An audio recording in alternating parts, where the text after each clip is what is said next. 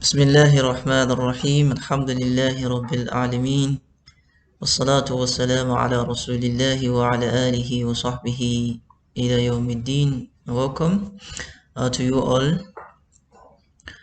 You're welcome to this presentation on applying qawaid, the maxims of Islamic jurisprudence in our daily life activities. Inshallah, we are going to be going through series of how to apply qawaid in our daily life activities, and I'm going to start with our marital relationship. How do we apply the maxims of Islamic jurisprudence in our daily life activities in our marital relationship?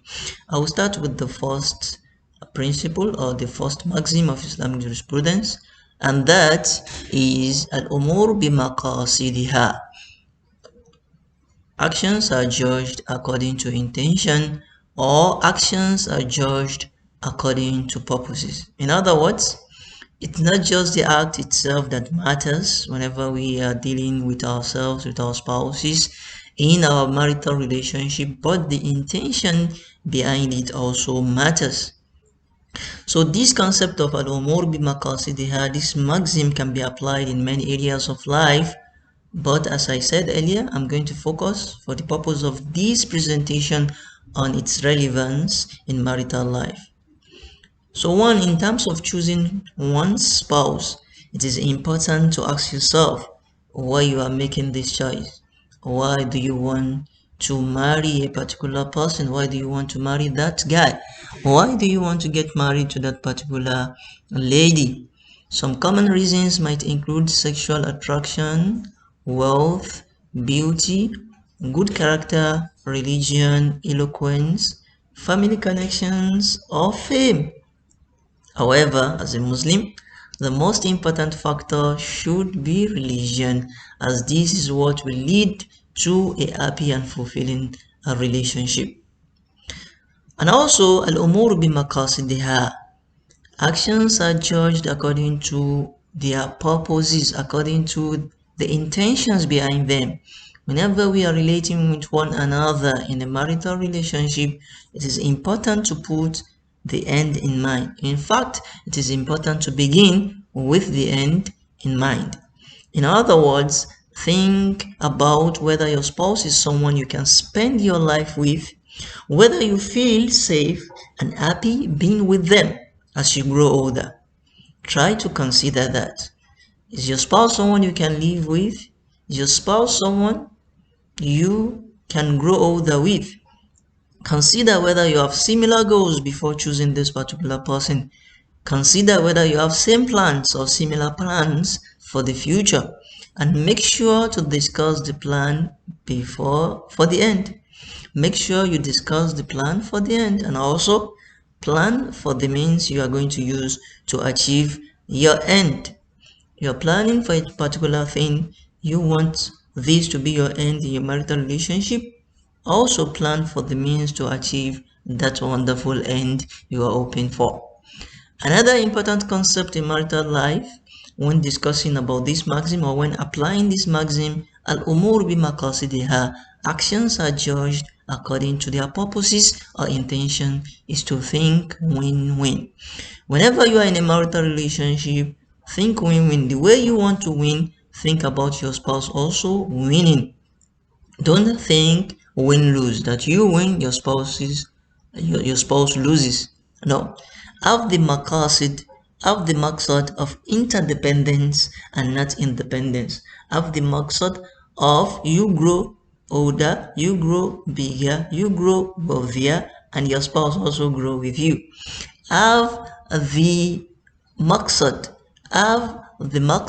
that whenever you are getting better off, your spouse also is getting better off. Not that you are getting better off and your spouse is getting less well off. This means that both parties should strive to achieve greatness together and not just focus on their own needs and desires. I mean personal needs and personal desires. For example, if you are investing in your own intellectual capacity, You should also invest in your spouse's intellectual development. Al-umur bimaqasidiha. The maqsad of your relationship should be win-win. And when you buy new clothes or shoes for yourself, consider also buying something for your spouse. Whenever you are doing good to your parents, see how your spouse is also going to do good to her, to his or her own parents, to their parents. Whenever you are achieving greatness in life and people are seeing you as one wonderful, one successful person, see how your spouse also is going to be seen in that society as a successful person. And also applying al-mawmur bi maqasidiha, actions are judged according to their purposes. We can also apply this in our marital life in the area of disagreements. Of course, we can't live together without having some disagreements. So in this case, it is important, the maqsad whenever you are in a disagreement is to seek first to understand and then to be understood. Try to know why your spouse is angry.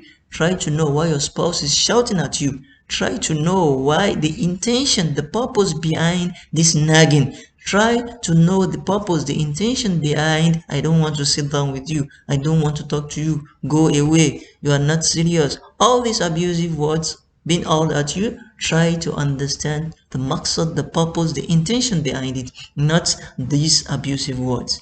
Try to understand why your spouse is angry or upset and consider whether it might be due to a compound effect of multiple issues. Maybe you've done some things quite without number and your spouse, you just did one little thing to your spouse and then he or she flared up. It might not be because of what you just did, but because of compound effect of multiple issues he or she has been enduring.